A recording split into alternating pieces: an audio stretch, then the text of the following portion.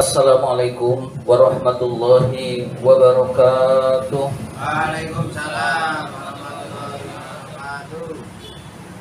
Alhamdulillahirabbil alamin wassalatu wassalamu ala asyrafil anbiya'i wal mursalin sayyidina wa maulana Muhammadin wa ala alihi wa sahbihi ajmain, amma ba'du.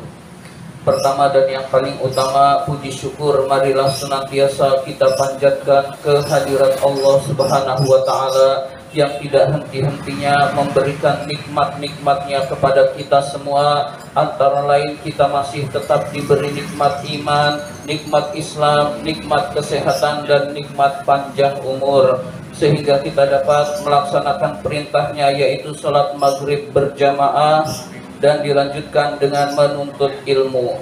Nikmat iman adalah nikmat yang paling penting, paling berharga, karena kita kalau sudah meninggal dunia yang dibutuhkan hanyalah iman kepada Allah Subhanahu wa Ta'ala. Ada seorang nenek-nenek sudah usianya 70 tahun, udah kalau dia beriman saja kepada Allah, insya Allah dia selamat, tetapi bisa pindah agama. Itu tidak lain adalah hidayah dari Allah Subhanahu wa Ta'ala. Jadi sekecil apapun iman itu bisa menyelamatkan kita di akhirat nanti. Dosa kita banyak, maksiat kita banyak, tapi asal punya iman, meskipun sekecil apapun, tidak selama-lamanya di neraka, nanti dimasukkan surganya Allah Subhanahu wa Ta'ala. Jadi iman sekecil apapun sangat bermanfaat. Jadi jangan sampai keluar dari Islam, keluar dari keimanan kita kepada Allah Subhanahu wa Ta'ala. Karena kalau sudah keluar dari Islam, murtad, itu disebut kafir. Kalau kafir, murtad, selama-lamanya di neraka tanpa ada kesempatan untuk masuk surganya Allah. Na'udzubillah min dzalik. Nah, iman itu kita jaga dengan apa? Dengan melaksanakan perintah Allah yang paling penting, yaitu sholat 5 waktu. Jadi usahakan sholat 5 waktu ini kita laksanakan dengan sebaik-baik, dengan sebaik mungkin. Jangan kita berpikir, saya belum benar, ntar lagi sholatnya kalau udah benar. Dengan sholat kita jadi benar. Jadi sholat itu orang benar wajib, orang nggak benar wajib, orang durhaka wajib, orang banyak maksiat tetap wajib. Nah, dengan kita sholat, insya Allah kita akan dipelihara keimanan kita dan bisa saja diberi hidayah sehingga kita bisa lebih taat pada Allah Subhanahu wa Ta'ala. Salawat dan salam semoga Allah limpahkan pada junjungan kita, kecintaan kita baginda Nabi besar Muhammad sallallahu alaihi wasallam beserta para keluarganya, para sahabatnya, dan kepada kita sebagai pengikut ajarannya. Seperti biasa, marilah kita awali taklim kita dengan bersama-sama membaca surat Al-Fatihah. Ila hadratin Nabi Mustafa Rasulullah sallallahu alaihi wasallam wa ila mu'allifi hadzal kitab asy-syarih Imam Barakatul Anam Abdullah Ba'awi rahimahullah, nafa'anallahu bihi wa bi'ulumihi fid dharain amin. Al-Fatihah. A'udzu billahi minasy syaithanir rajim. Bismillahirrahmanirrahim. Alhamdulillahi rabbil alamin. Maliki yaumiddin. Iyyaka na'budu wa iyyaka nasta'in. Ihdinas siratal mustaqim. صراط الذين أنعمت عليهم غير المغضوب عليهم ولا الضالين. Amin. Marilah kita lanjutkan taklim kita, masih halaman 56.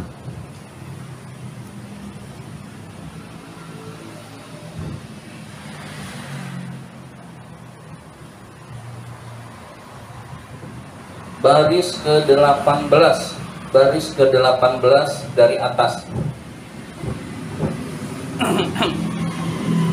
Kira-kira yang tengah, kira-kira yang tengah.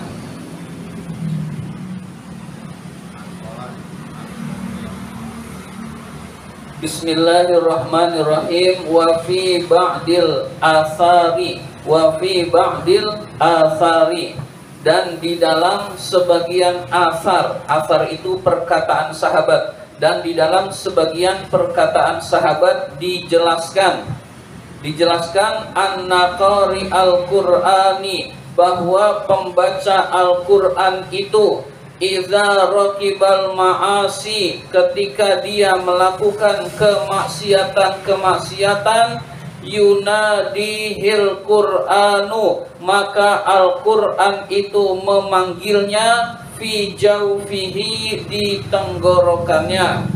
Aina zawajiri, di mana laranganku. Aina qawari'i, di mana aturanku. Aina mawaizi, di mana nasihat-nasihatku. Jadi orang yang membaca Quran lalu dia bermaksiat pada Allah, itu hatinya tidak tenang. Jadi Al-Quran seolah-olah berkata di dalam hati orang tersebut, di mana laranganku, kenapa engkau langgar padahal kamu membaca Al-Quranul Karim? Di mana batasan-batasanku, di mana nasihatku, padahal engkau membacanya sementara engkau langgar. Jadi orang yang membaca Al-Quran lalu dia bermaksiat kepada Allah, itu hatinya tidak tenang, karena Al-Quran itu akan memanggilnya di dalam hatinya, sehingga dia selalu memiliki perasaan bersalah. Al-atharo ila akhirihi, athar perkataan sahabat ila akhiri, sampai akhirnya. Artinya perkataan sahabat ini hanya cuplikan. Perkataan sahabat yang ini masih panjang, tetapi diambil sebagiannya saja. Wa qala Maimun bin Mahran, Maimun bin Mahran berkata, rahimahullah, semoga Allah merahmati Maimun bin Mahran, inna ahadakum, sesungguhnya salah seorang kalian, yaqra'ul Qur'ana, membaca Al-Quran, wa huwa, dan Al-Quran itu, yal'anu nafsahu, melaknat dirinya, melaknat dia orang yang membacanya. Jadi ada orang yang baca Quran tapi dilaknat oleh Al-Quranul Karim, na'udzubillah.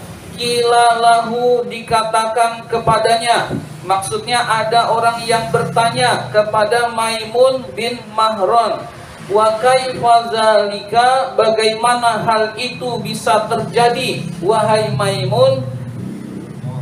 Qala, Maimun berkata, yaqra'u, dia membacakan, dia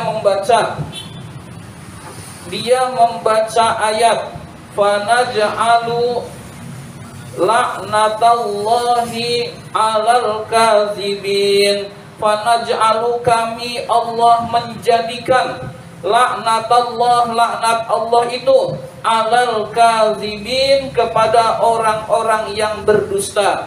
Wa huwa, dan yang membacanya itu, yakzibu, sedang berdusta, mendustakan ayat-ayat Allah. Jadi dia dilaknat oleh Al-Quran lantaran dia hanya membaca tapi tidak mau melaksanakan ajarannya. Na'udzubillah min dzalik. Jadi di dalam ayatnya Allah melaknat orang-orang yang berdusta, dan dia sedang berdusta, mendustakan ayat-ayat Allah, tidak melaksanakan ayat-ayat Allah.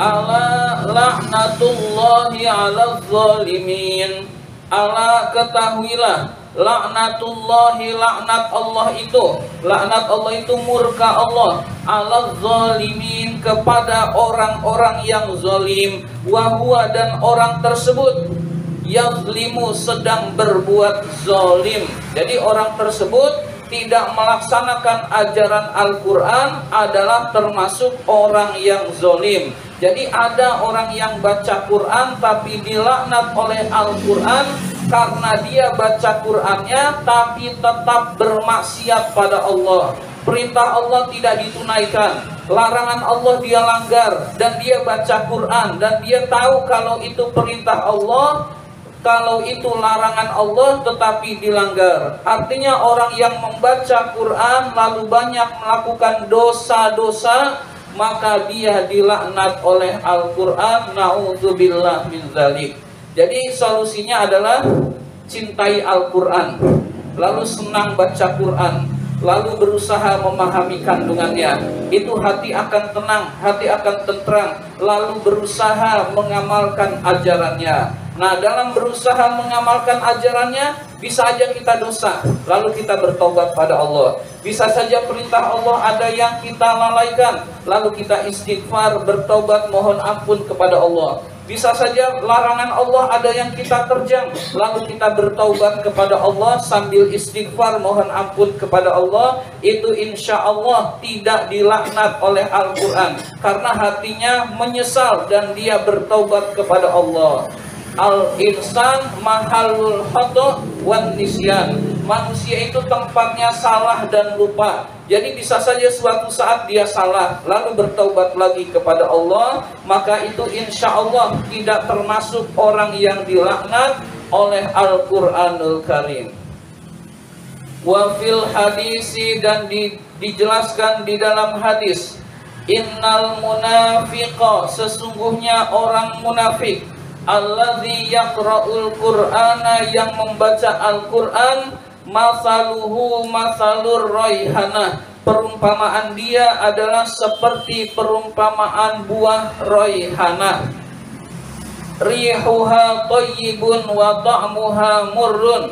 Rihuha, baunya, thayyibun, wangi, wa ta'muha, dan rasanya, murrun, pahit.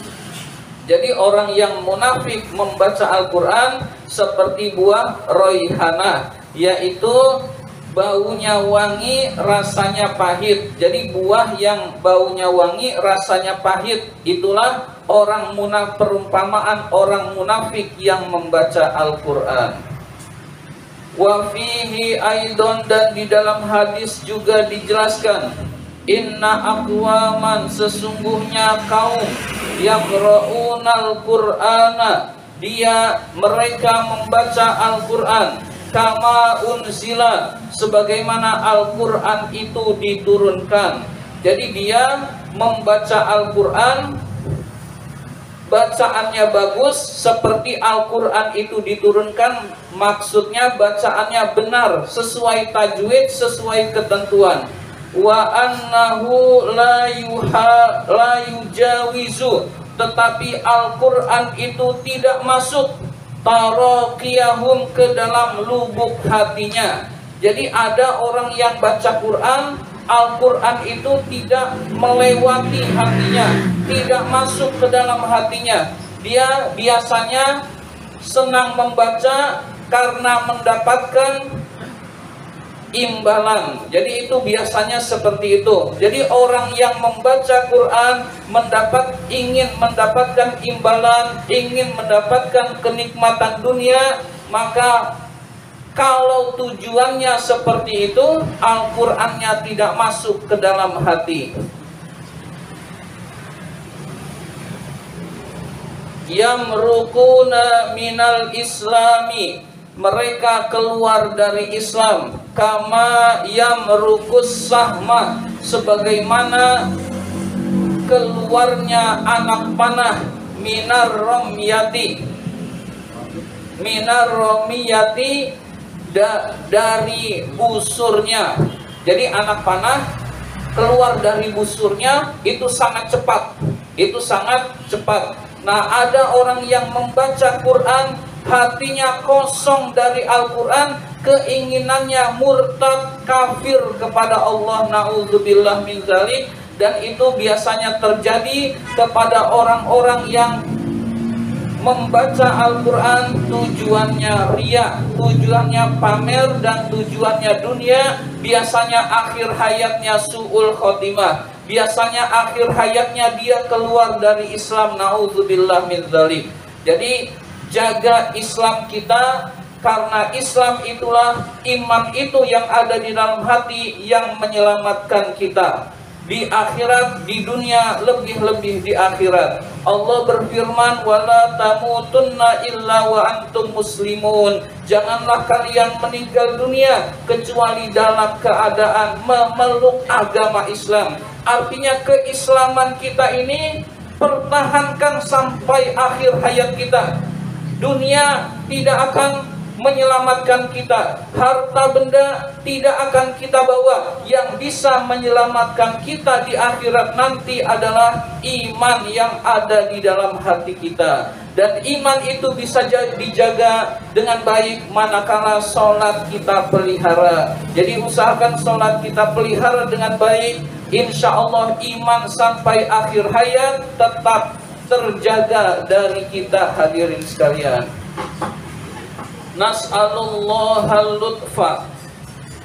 Kami memohon kepada Allah al-lutfa, kelembutan, wal afiyata, dan kesehatan lahir batin, wat taufiqa, dan petunjuk, lit tamassuki, untuk tetap berpegang teguh, bi kitabihi, terhadap kitab suci Al-Quran, wal ilmu bihi, mengerti, memahami, mengerti Al-Quran, wal fahma fihi, memahami Al-Quran, wal amali bima arsyada ilaihi, dan mengamalkan petunjuk Al-Quranul Karim, ma'a husnil khotimati, disertai husnul khotimah, disertai akhir hayat kita dalam keadaan husnul khotimah, yaitu meninggal dunia dalam keadaan taat. Itu namanya husnul khotimah.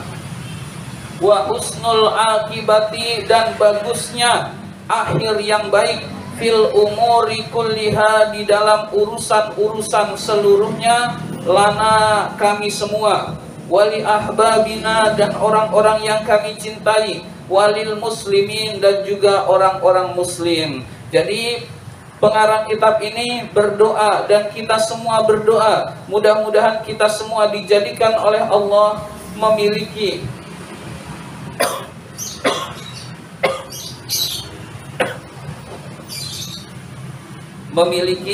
kelembutan hati.